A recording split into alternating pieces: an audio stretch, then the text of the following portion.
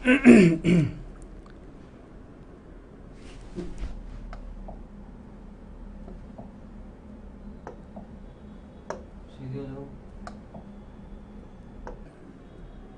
प्रिय विद्यार्थियों, मैं अमित कुमार शर्मा आप सभी विद्यार्थियों का आरजेसी ऑनलाइन इंस्टीट्यूट के डिजिटल प्लेटफॉर्म पर हार्दिक स्वागत करता हूं, अभिनंदन करता हूं। बहुत सारे विद्यार्थी जुड़े हुए हैं इसके अंदर। सुरेश जांगिड़, सचिन मीणा, राजेश सैनी, सोनू, राजपाल, वेद प्रकाश, साहिल यादव, बहुत सारे बच्चे जो कि क्या है, जिनके सबके नाम मैं यहाँ पर नहीं ले रहा, वो सभी मुझसे जुड़े हुए हैं बच्चों। और इन्हें क्या है कि आज हम विद्यार्थियों, मीना जी आज देखें हम लोग बहुत ही महत्वपूर्ण इन्हें क्या है कि प्रश्नमाला जिसे कहते हैं हम लोग क्या क्वेश्चन सीरीज, क्वेश्चन क्विज के बारे में बात करेंगे। इतनी इंपॉर्टेंट सीरीज के ऊपर चर्चा करेंगे जो कि बहुत सारे एग्जाम जो कि आने वाले समय में होने वाले। प्रियंका चौधरी, निशा पंचोली, संजय सैनी, गुड मॉर्निंग बेटा। बहुत सारे जो एग्जाम अभी हमारे पेंडिंग चल रहे हैं इस पेंडेमिक या महामारी के कारण। कौन कौन से एग्जाम है, जैसे फॉर एग्जाम्पल बेस बात करें, टीचर एप्टीट्यूड टेस्ट की बात करें तो रीट। इसी तरीके से हम बात करें जो बच्चा मेडिकल की तैयारी करना चाहता है, नीट। हम बात कर रहे हैं हमारे एग्रीकल्चर में ICR, BHU, जेट। जो विद्यार्थी मध्य प्रदेश स्टेट से क्या बिलोंग करता है एग्रीकल्चर में जाने के लिए, पैट और यूपी कैटेट इत्यादि के लिए बहुत महत्वपूर्ण प्रश्न साबित होने वाले हैं। ऐसे प्रश्न हैं जिन पर इन्हें क्या है कि हम चर्चा करें तो आपको ये सोचना पड़ेगा कि यार ये इतने आसान प्रश्न भी आते हैं क्या। मनदीप डूडी, गुड मॉर्निंग बेटा। Anamika, good morning. Sandeep Sharma, good morning. DP Yadav ji, good morning. Rohit Kumar बेटा, वेरी वेरी गुड मॉर्निंग। चलें हमारे ना, हम ऑलरेडी ना क्या 2-5 मिनट लेट हैं। अब हमारे पहले प्रश्न की तरफ चल देते हैं बच्चों। हमारा जो पहला प्रश्न है ये टॉपिक वाइज कोई क्विज नहीं है, बल्कि हमने क्या है कि मिक्सचर के रूप में इस क्विज को रखा है। यहाँ हम बात करें, वीरू जी हाय बेटा, हम बात कर रहे हैं निम्नलिखित में से किसको कोशिका का ऊर्जा ग्रह कहते हैं। बिल्कुल आसान प्रश्न से हम लोग चल रहे हैं कि किसे क्या कहते हैं, कोशिका का ऊर्जा ग्रह। ऊर्जा ग्रह किसे कहते हैं? ऊर्जा का मतलब होता है शक्ति। क्या कहते हैं बच्चों उसको? शक्ति। हमारी जितनी भी बुक्स आती हैं, हमारी जितनी भी क्या एक नोट्स हैं, या जहां पर भी हमने इस तरीके के प्रश्न को देखा है, हमारे उस प्रश्न में क्या आता है कि किसे कोशिका का शक्ति ग्रह कहते हैं। लेकिन बेटा शक्ति ग्रह की जगह आ गया ऊर्जा ग्रह। आपको कंफ्यूज करने के लिए एक छोटा सा नया शब्द दिया है, ऊर्जा ग्रह कहते हैं। अब मुझे इसका आप लोग आंसर देने की कोशिश करेंगे। क्या है इसका आंसर? पहला ऑप्शन हरित लवक, दूसरा केंद्रिक, तीसरा माइटोकॉन्ड्रिया और चौथा गोल्जी काय। फटाफट कमेंट्स बॉक्स में आप लोग क्या करेंगे, इसको टाइप करते चलेंगे। अक्षय शर्मा माइटोकॉन्ड्रिया, सौरभ सी, राजेश सैनी सी, साहिल कुमार माइटोकॉन्ड्रिया, मीना जी माइटोकॉन्ड्रिया, ऋतु चौधरी माइटोकॉन्ड्रिया। बच्चों इस वाले प्रश्न पर जितनी तेजी के साथ आप लोगों ने कमेंट्स करें तो ज्यादा बेटर रहेगा। Manju Jat C, Sahil Yadav mitochondria, Suresh Jangid power house of cell. Very good very good. Suresh ने क्या एक साहब इसको इंग्लिश का शब्द के रूप में भी बताया, power house of cell. Power house of cell बच्चों, हाँ इसे पावर हाउस ऑफ सेल भी कहते हैं, कोशिका का शक्ति ग्रह कहते हैं। जीतराम अवाना सी, सुरेश जांगिड़ सी, राहुल सैनी। बच्चों वेरी गुड वेरी गुड। इस प्रश्न को जो क्या हमने देखा, दोबारा से समझे कि निम्नलिखित में से किसको कोशिका का शक्ति ग्रह या ऊर्जा ग्रह कहते हैं। बच्चों ध्यान से समझे, शक्ति ग्रह और ऊर्जा ग्रह। अब इस वाले ना क्या कमेंट्स बॉक्स में आपने सबने कमेंट्स कर दिया। अब मैं मेरे हिसाब से इसको एक्सप्लेन कर देता हूं, ऐसा क्यों कहते हैं और ऐसा किस जगह पर होता है।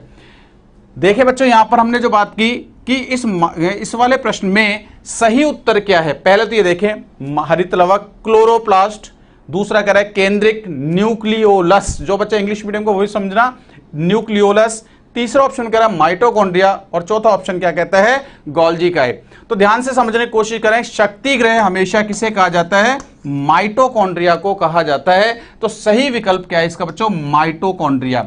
अब आपको यहां माइटोकॉन्ड्रिया से संबंधित छोटी छोटी बातें हैं जो कि आपको पता होनी चाहिए। सबसे पहले हम बात करें जो माइटोकॉन्ड्रिया होता है, इसके बारे में थोड़ा सा हम लोग डिटेल और ले चलेंगे। माइटोकॉन्ड्रिया की बात करें, इस माइटोकॉन्ड्रिया को किन किन नामों से जाना जाता है। माइटोकॉन्ड्रिया को बच्चों क्या क्या कहते हैं, इसको एक तो शक्ति ग्रह कहते हैं। शक्ति ग्रह का मतलब होता है पावर हाउस। क्या कहते हैं इसको, पावर हाउस। दूसरी बात करें, इसे बच्चों शक्ति ग्रह के साथ साथ क्या कहते हैं, ऊर्जा ग्रह कहते हैं। ऊर्जा ग्रह का मतलब है एनर्जी सेंटर। इसी को बच्चों हम क्या कहते हैं, भट्टी भी कह सकते हैं, अर्थात कोशिका की भट्टी। ये भी याद रखना, ये भी प्रश्न है ना क्या है कि ऑप्शन के बेस पे देखने को मिल जाता है कि which organelle is known as furnace of cell. ध्यान से समझना, फर्नेस ऑफ सेल का मतलब कोशिका की भट्टी किसे कहा जाता है।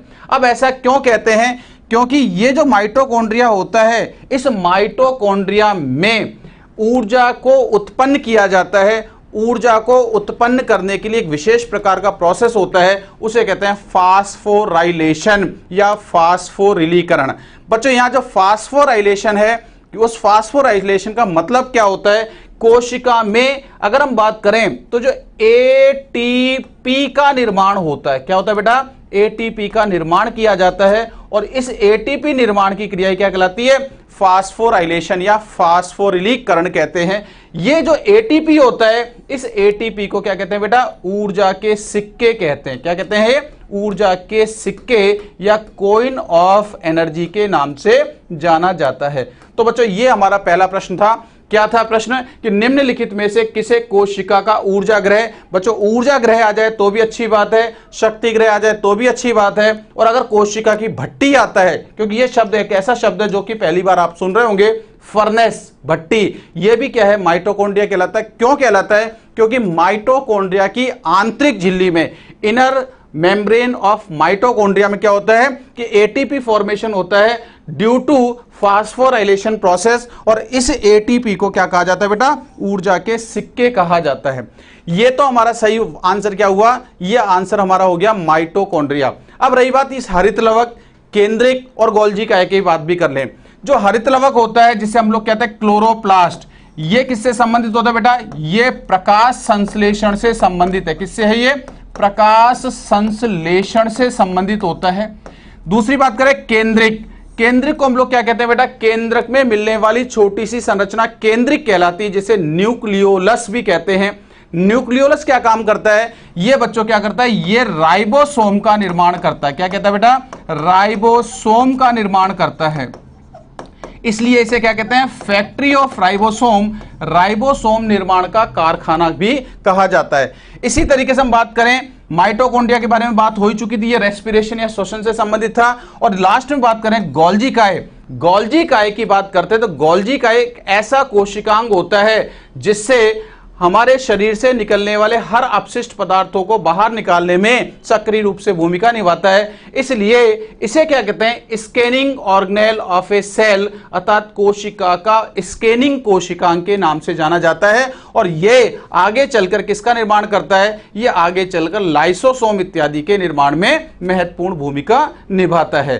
तो ये बच्चों ने क्या है कि आपके लिए ना क्या है कि बहुत छोटी छोटी जानकारियां हैं जो पेपर में आपसे पूछी जाती है। कितना अच्छा प्रश्न था। इस प्रश्न में आपको छोटी छोटी जानकारी के साथ साथ अन्य विकल्पों से भी मिलने वाली जानकारी प्राप्त हुई। तो बच्चों ये हमारे पास में पहला क्वेश्चन हुआ। अब हम चलते हैं हमारे नेक्स्ट क्वेश्चन की तरफ। सेकंड क्वेश्चन क्या कहता है देखते हैं। बच्चों सेकंड क्वेश्चन ये कह रहा है कि साहब कि बंडल ऑफ हिज किससे निकलता है। बहुत अच्छे प्रश्न है, ध्यान से समझने की कोशिश करें। रीट का एग्जाम हो, नीट का एग्जाम हो, आईसीआर का एग्जाम हो, जेट का एग्जाम हो, ये अच्छे अच्छे क्वेश्चन है जो बार बार रिपीट किए जाते हैं। तो हमसे पहला प्रश्न जो कंप्लीट होने के बाद सेकंड क्वेश्चन क्या कर रहा है कि बंडल ऑफ हिज किससे निकलता है। ऑप्शन देखें एसए नोड से, ऑप्शन देखें एवी नोड से, ऑप्शन में कहा गया पल्मोनरी एरोटा से, और तीसरा कह रहा है सिस्टेमिक महाधमनी से। विकल्प फटाफट आने क्या है कि आपके सामने दिखाई दे रहे, आप कमेंट्स बॉक्स में अपनी उंगलियों के थ्रू विकल्प को टाइप करते हुए फटाफट आने क्या है कि बताने की कोशिश करें। हाँ भैया, किस्मत गुजर कह रहे हैं option number A, option A SA node. फटाफट बेटा ने क्या है कि आप इसको बताएं कि इसका सही आंसर क्या होगा। जितनी तेजी के साथ आप चलेंगे तो उतना ही हमें आगे क्वेश्चन को समझाने में समय की बचत हो सकेगी और नंबर ऑफ क्वेश्चन हमारे क्या होंगे बेटा उतने ही ज्यादा होंगे। अक्षय शर्मा, राजधानियन ए, सौरभ ए, सोनू कुमार ए, जेपी सैनी ए, गोपेश शर्मा ए, वेरी गुड। गोपेश आ जाने के कई दिन बाद कमेंट्स बॉक्स में आपका नाम देखने को मिल रहा है। महेश मीना ए, महेंद्र सैनी ए, सोनू कुमार ए। बेटा फटाफट इसको ना क्या है कि आप टाइप करें ताकि ना क्या है कि हम इसके बारे में आगे की बात भी कर चलें। जी महेश मीना जी, मनदीप डूडी बी। मनदीप थोड़ा सा देखें। प्रतीक्षा राठौर ऐसे नोट, गुड, वेरी गुड बेटा। UPSC motivation video A. Rajesh Saini target agriculture A, good, very good, very good. Rohit Kumar A. A means क्या है? ऐसे नोड, साइनो ऑरिक्यूलर नोड। इसका क्या है आपके सामने ने क्या है कि जो उत्तर आ रहा है, कई बच्चों के उत्तर यही दिखा रखे हैं।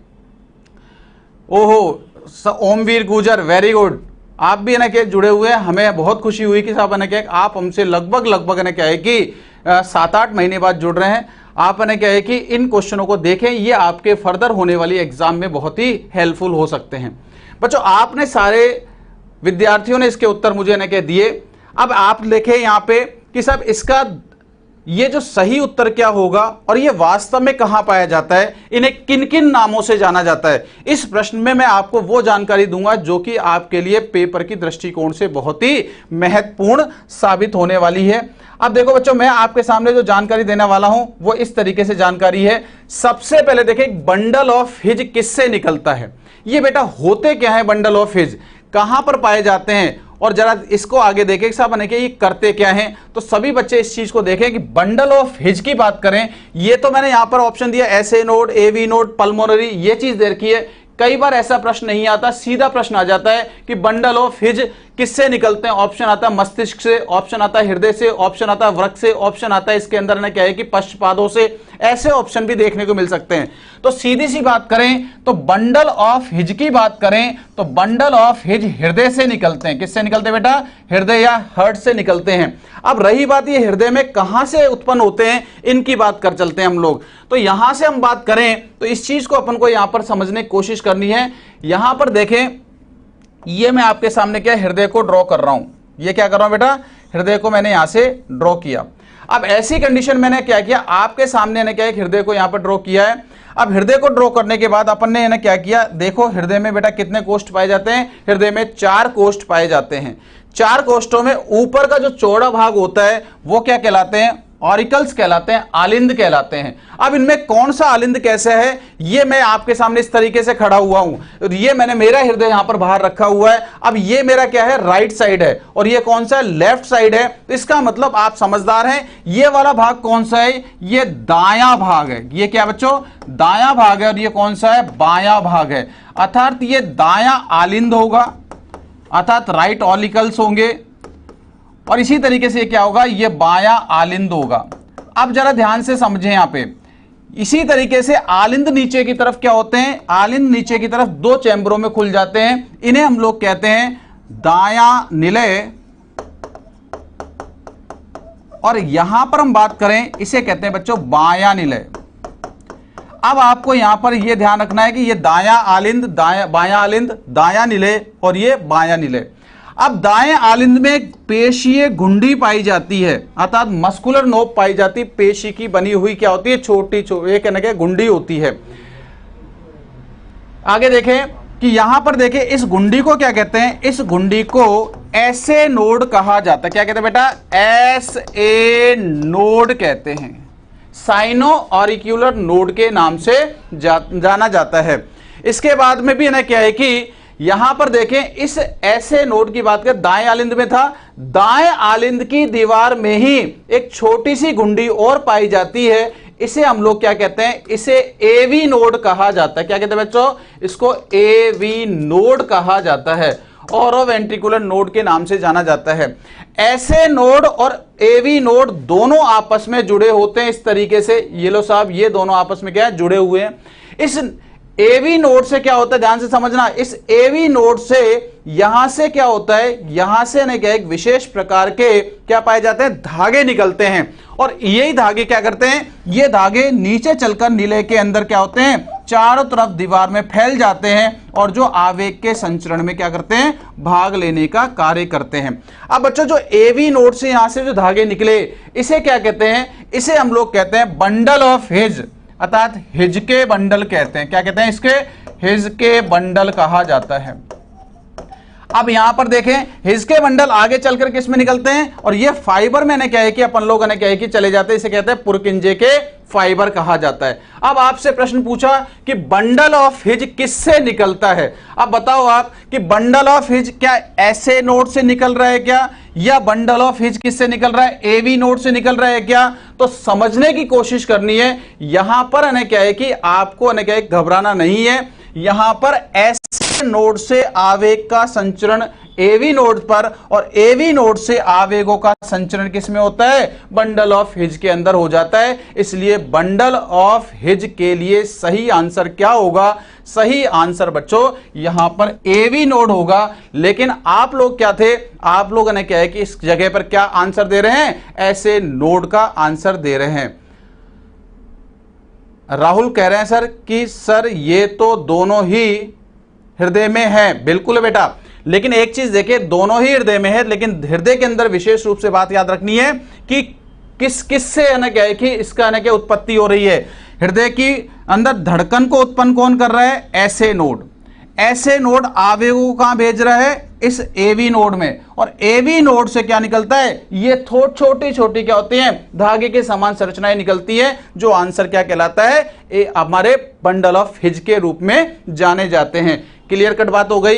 अब आप लोगों ने क्या है कि जल्दीबाजी में जो आंसर दे रहे थे वो आपका आंसर क्या था, गलत था। इस तरीके से अपन को हर छोटे छोटे चीजों को याद रखना है।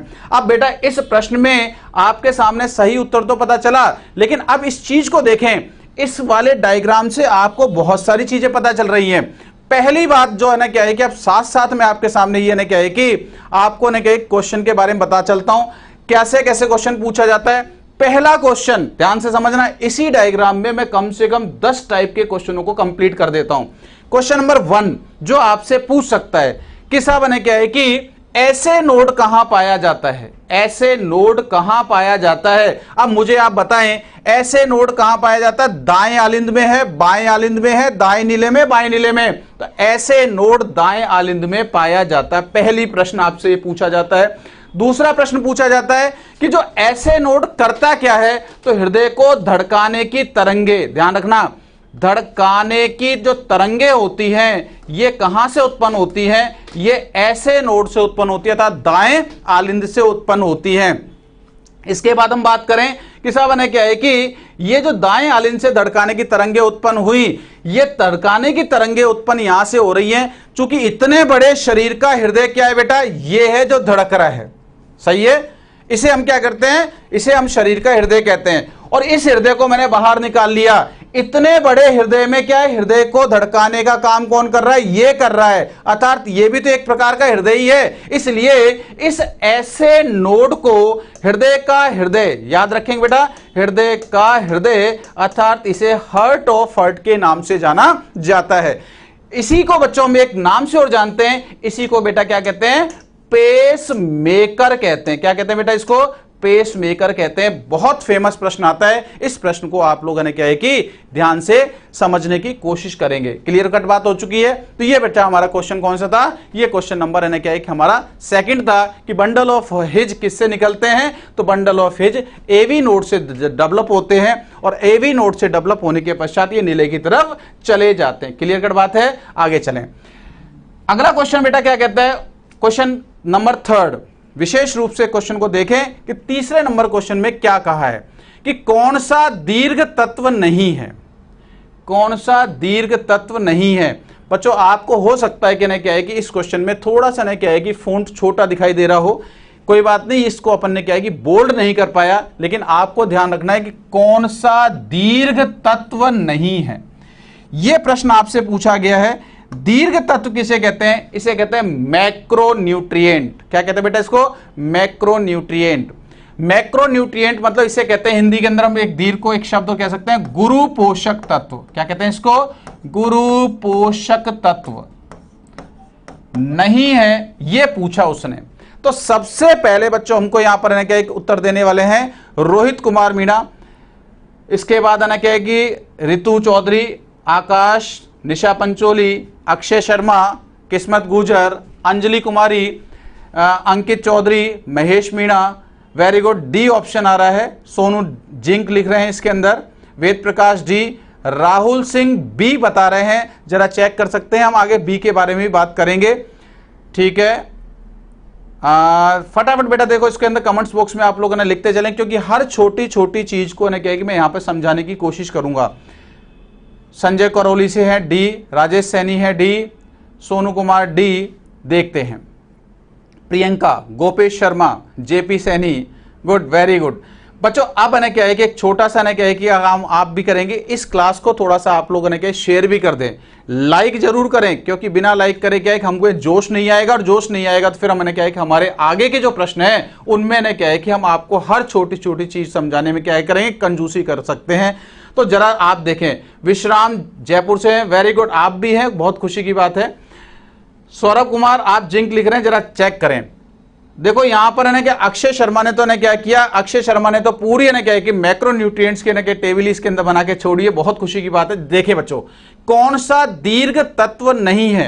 अब दीर्घ तत्व की बात करता है तो सबसे पहले आपको यह पता होना चाहिए कि साहब हमारे यानी क्या है कि ये तत्व क्या होते हैं। तो समझना कि सबसे पहले हम बात करें कि किसी भी पादप में उसकी वृद्धि के लिए, उसके विकास के लिए कुछ विशेष प्रकार के पोषक तत्वों की आवश्यकता पड़ती है।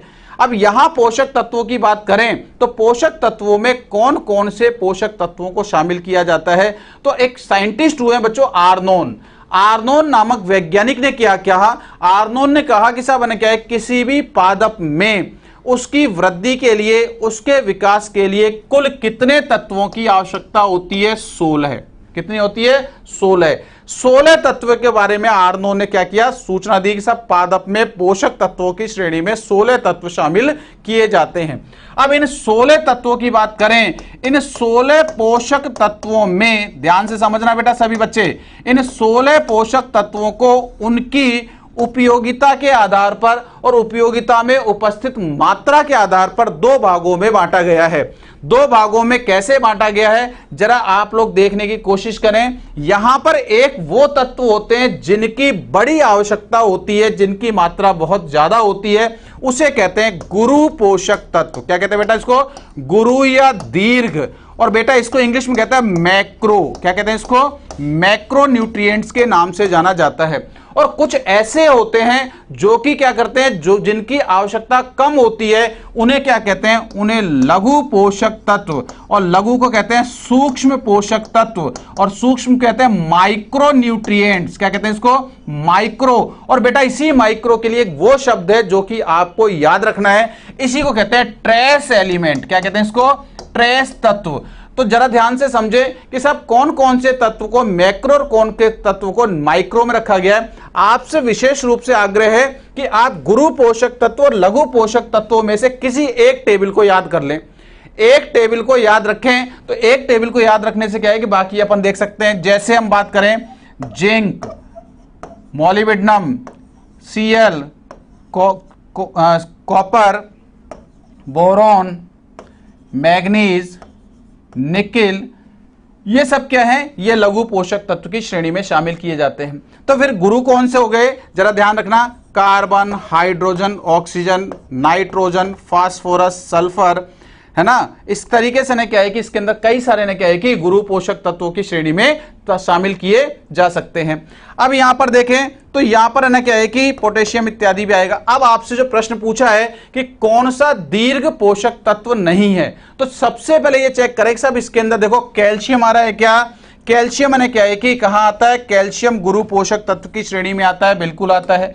नाइट्रोजन गुरु पोषक तत्व की श्रेणी में आ रहा है क्या, आ रहा है। पोटेशियम गुरु पोषक तत्व की श्रेणी में आ रहा है क्या, आ रहा है। जिंक कहां आ रहा है, जिंक बेटा लघु पोषक तत्व की श्रेणी में आता है, इसलिए याद रखना है कि जिंक क्या है, जिंक ने क्या है कि लघु पोषक तत्व है, ना कि गुरु पोषक तत्व है। ठीक है। सौरभ मीना कह रहे हैं निकिल, निकिल को बात करते थे बेटा, निकिल को भी डाल्टन ने क्या किया था, इसने लघु पोषक तत्व की श्रेणी में शामिल किया है। क्लियर कट बात हो गई। अब हम बात करें नेक्स्ट, हमारा अगला क्वेश्चन क्या कहता है, अगले क्वेश्चन पे चलें। थोड़ा सा बहुत ही कॉम्प्लिकेटेड दिखने वाला प्रश्न लेकिन है बहुत ही आसान। देखिए बेटा यहां पे कि निम्न में कौन से विटामिन में कोबाल्ट पाया जाता है। बच्चों क्वेश्चन क्या कहा आपसे कि कौन से विटामिन में कोबाल्ट पाया जाता है। यहां पर शब्द आपको ध्यान रखना है कि साहब कोबाल्ट एक धातु है जो कि किसी विटामिन में पाई जाती है। अब उस विटामिन का नाम देखें, विकास मील कह रहे हैं बेटा option number D vitamin B12।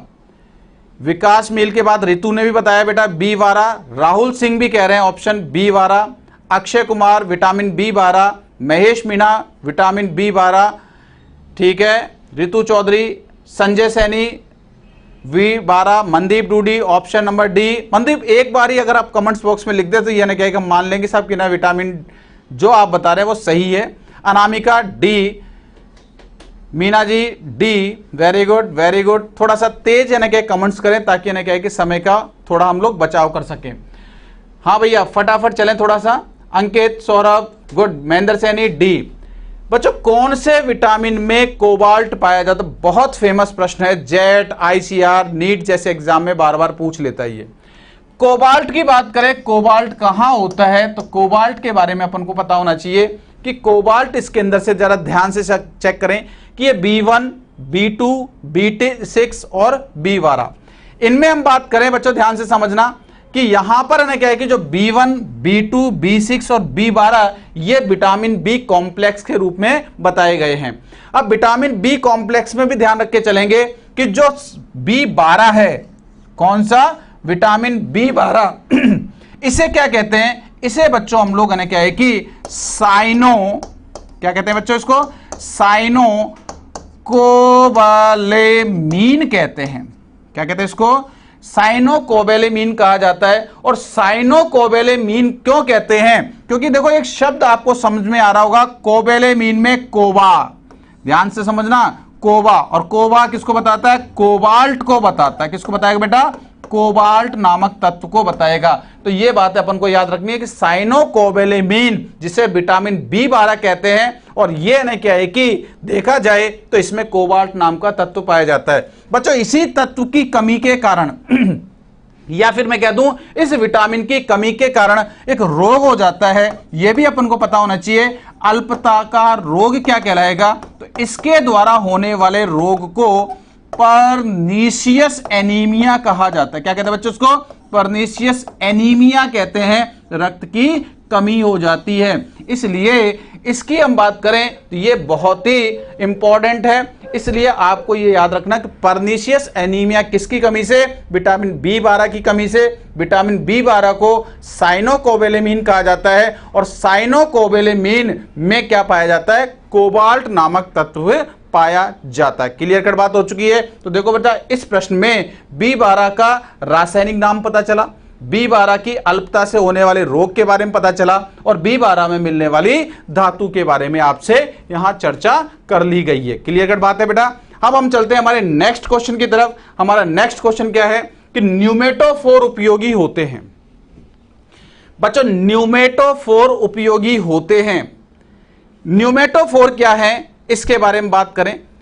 इस प्रश्न के ना क्या है कि विकल्पों को देखें, श्वसन में, वाष्पोत्सर्जन में, बिंदु स्त्राव में, प्रोटीन संश्लेषण में। जो विद्यार्थी इंग्लिश मीडियम का मेरे साथ जुड़ा हुआ है वो समझे in respiration, in transpiration, in guttation and in protein synthesis. Nishant ji आप भी जुड़े हुए बहुत है, बहुत आपका हमारे इस लाइव सेशन के अंदर है ना क्या है कि स्वागत है। आगे चलें, ऑप्शन देखें इसका आंसर क्या क्या आ सकता है। अक्षय शर्मा जी कह रहे हैं रेस्पिरेशन में, न्यूमेटोफोर रेस्पिरेशन में। इसके बाद अंकित जी कह रहे हैं इसका ऑप्शन क्या है? श्वसन में। कविता गुजर ए दे रही है इसकी। ओहो कविता जी आप भी जुड़े हुए बेटा, बहुत खुशी की बात है। आपने भी एक लाइव सेशन को एक ज्वाइन कर रखा है, और हम ये चाहेंगे कि आप इस सेशन को अब लगातार ज्वाइन करें ताकि आपके परीक्षा तक कि हम लोग इसमें बहुत कुछ मटेरियल आपको प्रोवाइड करा सकें, ताकि आप अच्छे से अच्छी पोजीशन पर अपने कॉलेज में जा सकें। या कोई विद्यार्थी जो कि प्रोफेशनली कोर्सेज की तैयारी कर रहा है, किसी कंपटीशन की तैयारी कर रहा है रीट जैसे में, तो हम चाहेंगे साहब कि वो अपने सही जगह पर चयन ले सके। हाँ बेटा पुरुषोत्तम चौधरी देखें, विकास मील इसके अंदर ये ऑप्शन दे रहे हैं ए, सोनू कुमार कह रहे हैं ए, महेश मीणा ऑप्शन दे रहे हैं ए, अंकित कह रहे हैं साहब respiration, Priyanka Kumari A, good very good very good.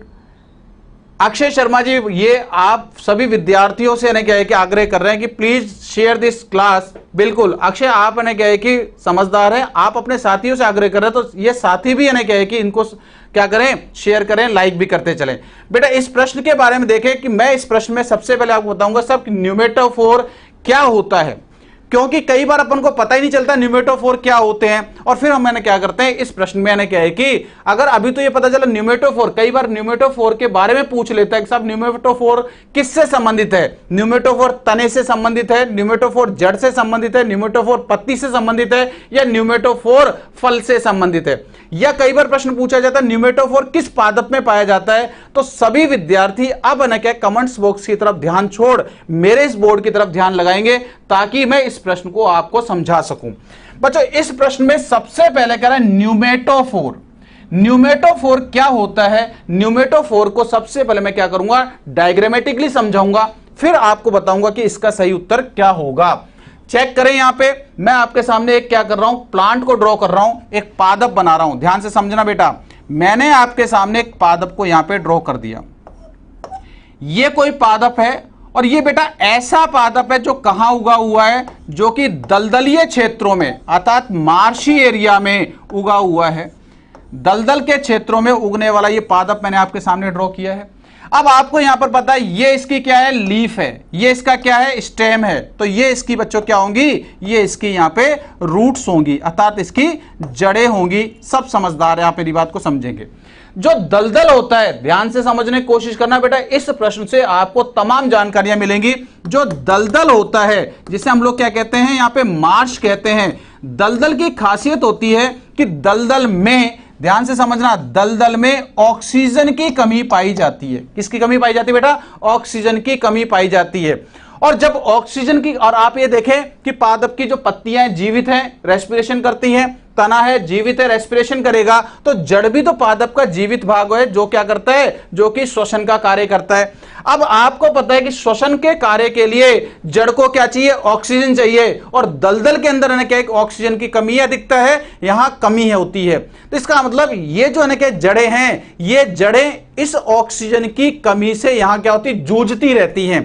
तो आपने गौर करके देखा होगा, मरता क्या नहीं करता, ये एक शब्द आपने जरूर सुना है कि जब किसी प्रकार से ना क्या है कि हमारा बस नहीं चलता, तो हम क्या करते हैं, हम लोग इधर उधर हाथ फैलाने की कोशिश करते हैं, इधर उधर हाथ ना क्या है कि निकालने की कोशिश करते हैं। उसी तरीके से जब इन जड़ों को इस दलदल में ऑक्सीजन नहीं मिलती, तो ये जड़ें क्या करती हैं, ये जड़ें दलदल से बाहर की तरफ निकल जाती हैं, और दलदल से बाहर इस तरीके से निकलती हैं कि दूर से हमें खूंटे के समान दिखाई देती हैं। किस रूप में दिखाई देती हैं, ये खूंटे के समान इस रूप में दिखाई देती हैं। और इन्हीं खूंटे के समान दलदल से बाहर निकली हुई जड़ों को क्या कहा जाता है, इन्हीं जड़ों को बेटा कहते हैं न्यूमेटोफोर। क्या कहते हैं, न्यूमेटोफोर। आप जरा समझने की कोशिश करें, इन न्यूमेटोफोर्स में क्या होता है, छोटे छोटे छेद होते हैं। ये छोटे छोटे जो छेद होते हैं, इन छेदों को क्या कहते हैं, इसे कहते हैं न्यूमोपोर। क्या कहते हैं इसको, न्यूमोपोर कहा जाता है। और न्यूमोफोर जो होते हैं, इनकी सहायता से ही बाहर की ऑक्सीजन या बाहर की वायु इसमें प्रवेश करती है। और आपको पता है ये जो वायु क्यों जा रही है, ये वायु जा रही है रेस्पिरेशन के लिए, श्वसन के लिए, ऑक्सीजन की पूर्ति कराने के लिए। इसलिए इन न्यूमोपोर को क्या कहते हैं, श्वसन छिद्र कहते हैं। क्या कहते हैं बेटा इसको, श्वसन छिद्र कहते हैं। अब आपके सामने बात क्लियर हो चुकी है क्या। प्रश्न नंबर जैसे अपन से यहां पर जो दे रखा है, इसका उत्तर सबसे पहले देखें कि न्यूमेटोफोर किसमें उपयोगी होती है, तो न्यूमेटोफोर श्वसन में उपयोगी होती है, रेस्पिरेशन में उपयोगी है। लेकिन बच्चों अपन से ऐसा प्रश्न नहीं पूछा जा रहा, अपन से पूछा जाता है कि न्यूमेटोफोर किन प्रकार की वनस्पतियों में पाई जाती है। अब आपसे पूछा जाए यहां पे जलीय वनस्पति में, समझने की कोशिश करें न्यूमेटोफोर किसमें पाई जाती है, ये जलीय वनस्पति में नंबर 2, ये मरुस्थलीय वनस्पति में नंबर 3, ये दलदलीय वनस्पति में। तो अब आप बता सकते हैं कि न्यूमेटोफोर या श्वसन मूल ये किसके लिए निकली थी, श्वसन के लिए निकली थी, इसलिए इसे क्या कह रहे हैं, श्वसन मूल या रेस्पिरेटरी रूट भी कहते हैं। तो अब आपको पता चला कि रेस्पिरेटरी रूट किसमें पाई जाती है, दीज रूट्स आर अकर इन किसमें, मार्शी एरिया में उगने वाले जो प्लांट होते हैं उनमें पाई जाती है, और दलदलीय क्षेत्र में उगने वाले जो पादप होते हैं, ऐसे पादपों को क्या कहते हैं, मैंग्रोव वनस्पति कहते हैं। क्या कहते हैं बेटा, मैंग्रोव वेजिटेशन के नाम से जाना जाता है। क्लियर कट बात हो चुकी है, तो ये बातें आपको क्लियर है। अब रही बात मैंग्रोव वनस्पति में, आपको नाम भी याद रखना है कौन कौन से होते हैं। तो एक बहुत फेमस नाम याद रखना, राइजोफोरा। कौन सा होता है, राइजोफोरा। इसी तरीके से हमसे बात करें तो एक नाम याद रखना है, एविसीनिया। कौन सा होता है, एविसीनिया। ये अपन को याद रखना है कि न्यूमेटोफोर मैंग्रोव वनस्पति की विशेषता होती है। मैंग्रोव वनस्पति की श्रेणी में राइजोफोरा है, एविसीनिया इत्यादि पाए जाते हैं। और ये जो न्यूमेटोफोर होती है, ये श्वसन के लिए ना क्या है कि दलदल से बाहर निकलती है। इनमें मिलने वाले छोटे छोटे पोर न्यूमोपोर्स या श्वसन छिद्र कहलाते हैं। और बच्चों लास्ट बात कर रहा हूं कि जड़ों की विशेषता क्या होती है, जड़ें हमेशा गुरुत्वाकर्षण बल की तरफ जाती है, अर्थात धनात्मक गुरुत्वानुवर्ती होती है। लेकिन ये जड़ें तो इस गुरुत्वाकर्षण बल के ठीक विपरीत बाहर की तरफ आती हैं, इसलिए इन्हें धनात्मक फोटोट्रोपिक और क्या ऋणात्मक गुरुत्वानुवर्ती जड़ों के नाम से भी जाना जाता है। किस्मत गुजर, वेरी गुड, आपने सही कहा, मीना जी भी सही कह रहे हैं। इसमें बहुत सारे एग्जाम्पल है, राइजोफोरा है, एविसीनिया है, सोनरेशिया है, कैमिडेलिया है, ये कई प्रकार के एग्जाम्पल आएंगे, लेकिन फेमस एग्जाम्पल के बेस में इनको ही ध्यान रखेंगे। आपके समझ में आ चुका है शायद। अब हम चलते हैं हमारे नेक्स्ट क्वेश्चन की तरफ। ये जो क्वेश्चन क्या कहता है जरा देखें। क्वेश्चन नंबर 7 पे पहुंचे बच्चों। 7 नंबर क्वेश्चन बहुत अच्छा क्वेश्चन है, ऐसा क्वेश्चन जो कि आपको ने क्या है कि यहां पर केवल जर्नल चीज सोचने पर मजबूर करेगा। क्वेश्चन नंबर क्या कह रहा है, देखो 7, तने का कार्य है। प्रश्न क्या कहा बेटा, तने का कार्य है। विकास मिल फटाफट ने क्या बेटा इसका उत्तर देने की कोशिश करें। विकल्प देखें, शाखाओं तथा पत्तियों को उत्पन्न करना। ऐसा प्रश्न है जो नॉर्मल वे में हम लोग समझते नहीं कि सब ऐसे प्रश्न भी आते हैं, ऐसे भी आ जाते कई बार। दूसरा कह रहा भोजन का संग्रहण करना। तीसरा कह रहा जल तथा खनिजों का संवहन करना। चौथे ऑप्शन कह रहा उपरोक्त सभी। हिमांशी यादव डी दे रहे हैं, अंकित कुमार डी कह रहे हैं, ऑल ऑफ दीज आ रहा है यहां पे option, all of these. Rahul ji, Anjali Gujar, Saurabh Meena all, Tauseef Khan all, Lekhram all, Sanjay D, Mandeep Dudi D, very good very good very good. Anamika D, Pawan Saini D, Kismat Gujar D, Suresh Jangir ji D. Suresh ji आप शायद रीट की तैयारी कर रहे हैं, अब आप हमारे इस सेशन से जुड़े रहना, आपको कहीं ना कहीं कोई ना कोई अच्छे अच्छे क्वेश्चनों से फायदा मिलेगा। अक्षय कुमार डी बता रहे हैं, अमित डी कह रहे हैं। देखो बच्चों समय का थोड़ा सा अभाव है और क्वेश्चन हमको न कम से कम ने क्या है कि आज 15 करके चलने, इसलिए इस प्रश्न को जरा समझने की कोशिश करें। ये कह रहे तने के कार्य क्या है, सुनेंगे और आपको है क्या यहां पर काफी चीजें पता चलेंगी। तने का कार्य कह रहा है कि अर्थात फंक्शन ऑफ स्टेम क्या होता है, तना क्या काम करता है, तो समझने की कोशिश करें। पहला कह रहा है शाखाओं पर तथा पत्तियों को उत्पन्न करना। बिल्कुल सही कह रहे हैं क्या, बिल्कुल। देखो कुछ वायवीय तने ऐसे होते हैं जो कि हवा में निकले रहते हैं, इन तनों से क्या शाखाएं निकलती हैं और शाखाओं से क्या निकलती हैं, ये पत्तियां निकलती हैं। इसका मतलब तना क्या कर रहा है, तना शाखा और पत्तियों को धारण करने का कार्य करता है, अर्थात ये ऑप्शन ए सही है। एक मिनट समझे राजपाल जी, ए ऑप्शन इसके अंदर सही आ रहा है। लेकिन हम दूसरे ऑप्शन की तरफ भी चलें क्योंकि जल्दीबाजी नहीं करेंगे। दूसरा अगर भोजन का संग्रहण करना, फूड स्टोरेज का काम भी करता है क्या तना, तो जरा आपने सुना होगा कुछ तने क्या करते हैं, भोजन को संग्रहित करते हैं। जैसे आपने भूमिगत तने की बात की, आपने नाम सुना था कंद का, ट्यूबर का, आलू। आलू क्या करता है, आलू है ना क्या भोजन को संचित करके क्या फूल जाता है, जो कि खाने में काम में लिया जाता है। इसी तरीके से हम बात करें प्रकंद, जिसे हम लोग कहते हैं राइजोम, ये क्या होता है अदरक, आपने नाम सुना है क्या, अदरक भी है ना एक प्रकार का तना है, ये भी भोजन को संचित कर लेता है, क्लियर कट बात है। इसी तरीके से हम बात करें किसकी, घनकंद की।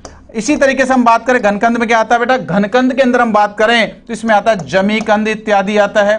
हम बात करें किसकी, हम बात करें शल्ककंद की। शल्ककंद क्या होता है बेटा, बल्ब, जिसमें हम लोग क्या कहते हैं प्याज और लहसुन इत्यादि की बात करते हैं। तो इसका मतलब भोजन का संग्रहण भी करता है क्या तना, बिल्कुल करता है। इसका मतलब ऑप्शन नंबर ए के साथ साथ ऑप्शन नंबर बी भी सही है। तीसरे ऑप्शन की तरफ चलें। तीसरा ऑप्शन कह रहा है जल तथा खनिजों का संवहन अर्थात transportation of water and minerals. क्या ये ट्रांसपोर्टेशन ऑफ वाटर मिनरल्स में भी पार्ट प्ले करता है? चेक करें। यहां देखें, ये पादप का जड़ थी, रूट थी, ये स्टेम था, ये लीफ थी। अब आपको पता है जड़ें क्या करती हैं? जड़ें जल और खनिज का अवशोषण करती हैं और ये नीचे से ऊपर की तरफ पत्ती तक पहुंचाने का काम करेंगी।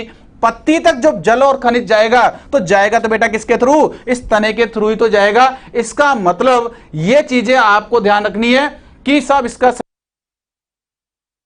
ये देखें बेटा, इसका सही उत्तर क्या होगा कि शाखाओं पत्तियों को उत्पन्न करना, भोजन का संग्रहण करना, जल और खनिज का संवहन करना और उपरोक्त सभी। अब आप देखो आपके सामने कितना अच्छा प्रश्न आया है, आपके सामने कितना अच्छा प्रश्न आया था। यह प्रश्न आपके सामने देखने को मिला कि कुछ तो ऐसे होते हैं जो कि भोजन का संग्रहण करते हैं, कुछ ऐसे होते हैं जो कि पत्तियों का। अब यहीं से एक प्रश्न बता रहे राहुल सिंह, कह रहे हैं कि लास्ट ईयर जेट के अंदर क्या एक क्वेश्चन आया था ग्लैडियोलस का, तो ग्लैडियोलस भी क्या है? भोजन का संचयन करता है या फिर जो भी करता है एक प्रकार का क्या है? तना ही है।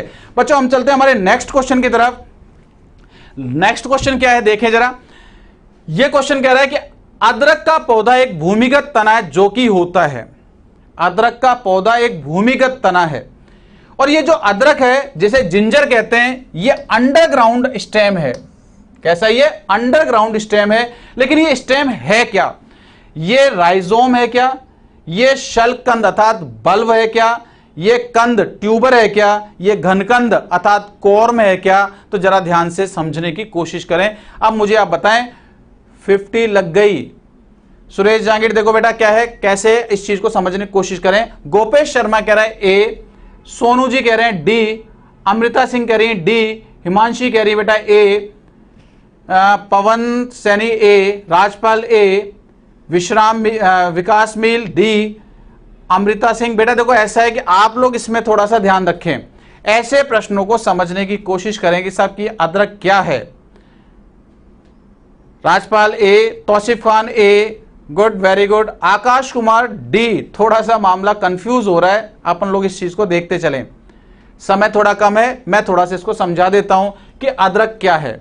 अदरक बेटा एक प्रकार से क्या होता है, ध्यान से समझें, राइजोम, शल्ककंद, प्रकंद और घनकंद।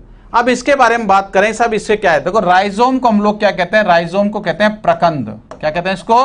प्रकंद कहते हैं। अब इनकी श्रेणी में किन किन को शामिल करते हैं? अब आप लोग कमेंट्स बॉक्स की तरफ ध्यान छोड़ मेरे इस बोर्ड की तरफ ध्यान रखना। राइजोम की श्रेणी के अंदर, प्रकंद की श्रेणी में किसको रखा जाता है? इसे कहते हैं अदरक, जिंजर। ध्यान से समझेंगे, जिंजीबरेसी का मेंबर होता है। शल्ककंद की श्रेणी में किसको शामिल किया जाता है? इसमें करते हैं प्याज को, और इसमें कहते हैं हम लोग किसको? लहसुन को याद रखते हैं। कंद की बात करें, कंद में हम लोग बच्चों आलू को याद रखते हैं। ये सारे क्या है? अंडरग्राउंड स्टेम है, ठीक है। इसके बाद हम बात करें घनकंद। घनकंद में किसको करते हैं? केसर को याद रख सकते हैं हम लोग। केसर के साथ साथ हम लोग किसकी बात करते हैं? जमी कंद की बात भी कर सकते हैं, ग्लैडियोलस जिसको बोलते हैं, ठीक है। ये बातें हमारे सामने आ चुकी हैं। अब आपसे पूछा जाता है कि सब राइजोम होता क्या है, तो आप थोड़ा सा इसको समझ लें कि ऐसे तने जो कि भूमि में लेटे लेटे वृद्धि करते हैं। क्या करते हैं बेटा? लेटे लेटे, अर्थात कैसे करते हैं? ये क्षैतिज वृद्धि करते हैं। अगर ये हॉरिजेंटल ग्रोथ करते हैं, लेटकर ग्रोथ करते हैं, तो इस प्रकार के तने को क्या कहते हैं? राइजोम कहते हैं, जिसका उदाहरण है अदरक। कुछ तने ऐसे होते हैं जो कैसे होते हैं? जो कि बल्ब के समान होते हैं, लेंस के समान होते हैं, और इन्हें चारों तरफ से पत्तियों के द्वारा ढक के रखा जाता है। इन्हें कहते हैं हम लोग क्या? शल्ककंद या बल्ब कहते हैं। कुछ ऐसे होते हैं कि जिनकी कोई निश्चित आकृति नहीं होती, कोई रियल शेप नहीं होती, वो कहलाते हैं ट्यूबर। और कुछ ऐसे होते हैं जो क्या होते हैं? जो कि क्षैतिज कंडीशन में, खड़ी अवस्था में इस तरीके से वृद्धि करते हैं, वो क्या कहलाते हैं? वो घनकंद कहलाते हैं। तो हमारा प्रश्न है अदरक क्या है? अदरक एक क्षैतिज वृद्धि करता है। क्षैतिज अर्थात लेटे लेटे वृद्धि करने के कारण इसे क्या कहते हैं? राइजोम कहा जाता है। आंसर हमारा ऑप्शन नंबर ए के रूप में सही होगा। फिर हम बच्चों हमारे नेक्स्ट क्वेश्चन की तरफ चलें। अगला क्वेश्चन कह रहा है कि एम्फीबिया के हृदय में आलिंदों व निलियों की संख्या क्रमशः होती है। क्वेश्चन क्या कहा बेटा? कि एम्फीबिया के हृदय में number of auricles and number of ventricles कितने पाए जाते हैं। ऑप्शन देखें, 2-2, ऑप्शन कह रहा है 1-3, ऑप्शन कह रहा है यहां पर 1-2 और ऑप्शन यहां पर कह रहा है क्या 2 और 1। इस चीज को अपन लोग थोड़ा सा ध्यान रख के चलें कि एम्फीबिया में क्या कह रहा है आपसे। एम्फीबिया में कह रहा है कि साहब हृदय में आलिंद और निलय की संख्या क्या क्या होगी। तो बेटा ध्यान से देखें और मुझे इसका उत्तर देने की कोशिश करें। अजय बैरवा, सबसे पहले आपने इसका उत्तर दिया है ऑप्शन नंबर डी। आगे की तरफ चलें, कौन कौन सा उसका उत्तर हो सकता है। तो हम लोग बच्चों यहां पर बात करें, पवन सैनी कह रहे हैं सी। इसके बाद फटाफट आप बेटा टाइप करते चले ताकि ये ना क्या है कि हम अगले क्वेश्चन पे पहुंच सके। लेखराम कह रहे हैं सी, राहुल सैनी डी कह रहे हैं इसके अंदर। हाँ बेटा फटाफट थोड़ा सा कमेंट्स बॉक्स की तरफ चले कि साहब ने क्या है कि यहां पर एम्फीबिया के बारे में पूछा गया। राजपाल जी कह रहे हैं डी, श्रीमन स्वामी डी कह रहे हैं, वेरी गुड बेटा आप भी जुड़े हुए हैं। महेंद्र सैनी सी, ठीक है। पवन सैनी डी, प्रियंका डी, महेंद्र, अंकित, ठीक है। Himanshi C, Ritu Chaudhary D, good very good. Rahul Singh D. देखो बच्चों इस वाले प्रश्न को समझने की कोशिश करें। मैं क्या कर रहा हूं यहां पर समझाने के लिए थोड़ा सा एक आउटलाइन समझा रहा हूं। हमारे जब है क्या है कि कशेरुकियों की तरफ चलते हैं तो कशेरुकी कहां से आते हैं, पीसीज से। पीसीज क्या होता है, मछलियां। पीसीज में क्या आती है बेटा, मछलियां। इसके बाद हम बच्चों बात करते हैं यहां पे एम्फीबिया। एम्फीबिया में क्या आता है, एम्फीबिया में आता है बेटा मेंढक। इसके बाद हम बच्चों बात करते हैं रेप्टिलिया। रेप्टिलिया के अंदर क्या आता है, रेप्टिलिया के अंदर ना क्या छिपकली आती है, सांप आते हैं, अर्थात रेंगने वाले हैं, ये आपको याद रखना है।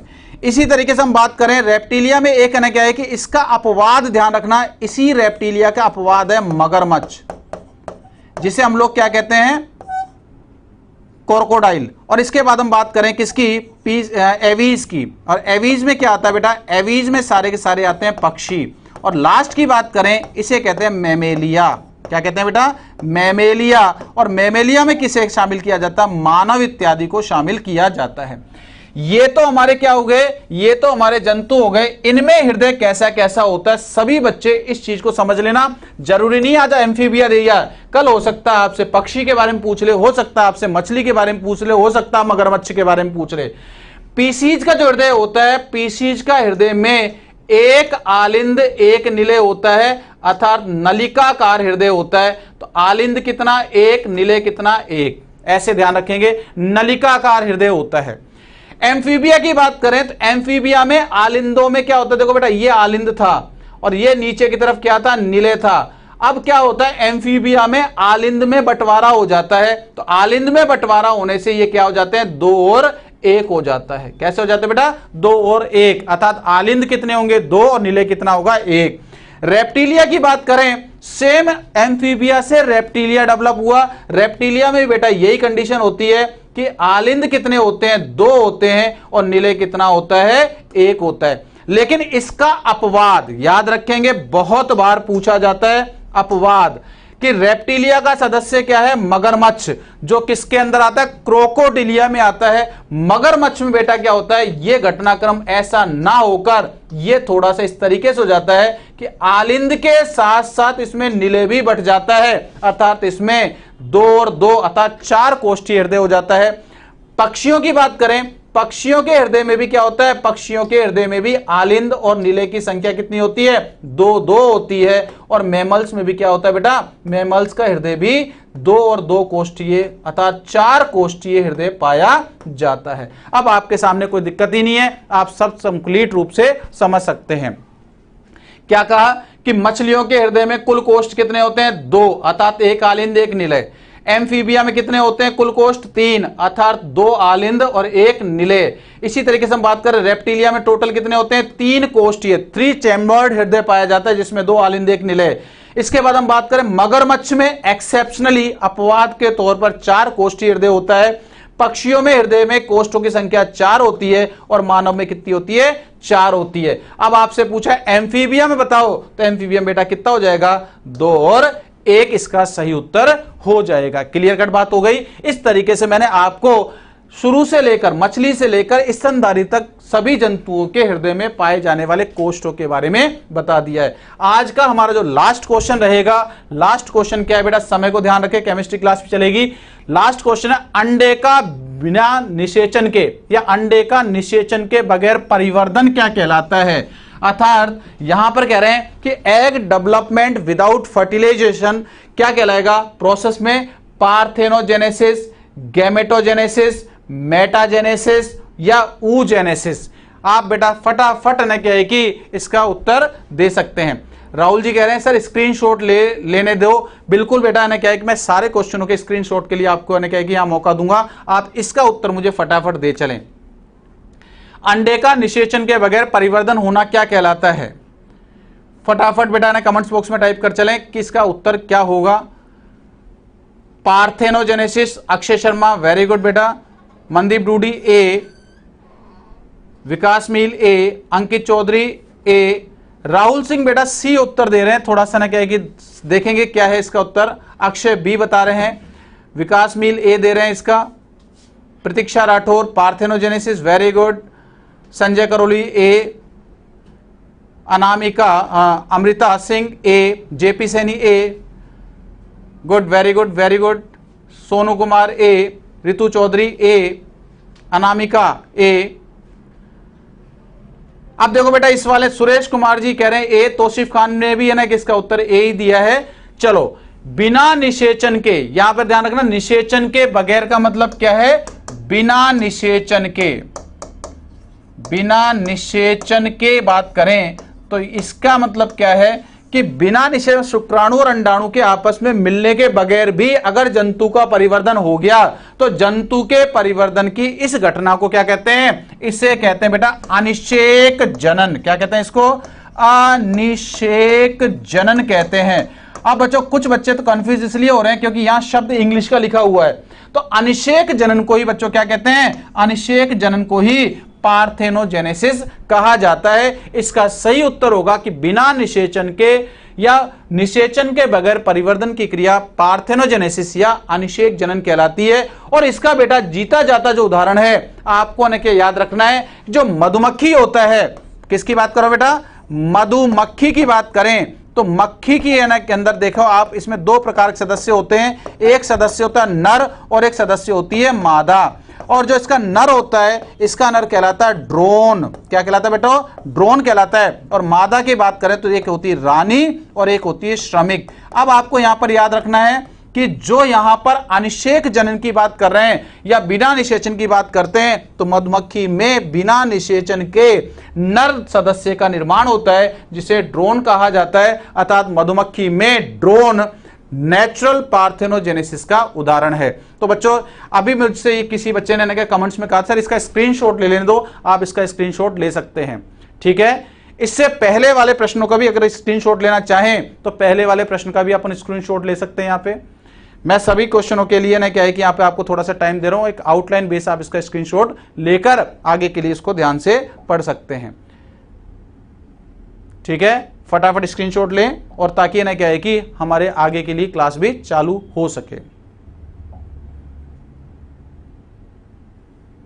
साथ में बच्चों ने क्या है कि इसको आप क्या करेंगे, इसे ने क्या है कि आपने क्या है कि कमेंट्स को लाइक भी करते चलें, शेयर भी करते चलें, क्लास को ना क्या विशेष रूप से ध्यान रख के चलें ताकि ना क्या है कि हम आगे अच्छे से अच्छे क्वेश्चन आपके सामने ला सकें और दूसरे विद्यार्थी इससे प्रोत्साहित हो सकें।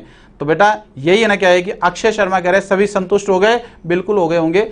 इसी है ना के क्रम के साथ ताकि है ना क्या है कि आप संतुष्ट रहें, इसी विश्वास के साथ हम फिर कुछ अच्छे क्वेश्चनों का कलेक्शन लेके आएंगे। तब तक के लिए धन्यवाद।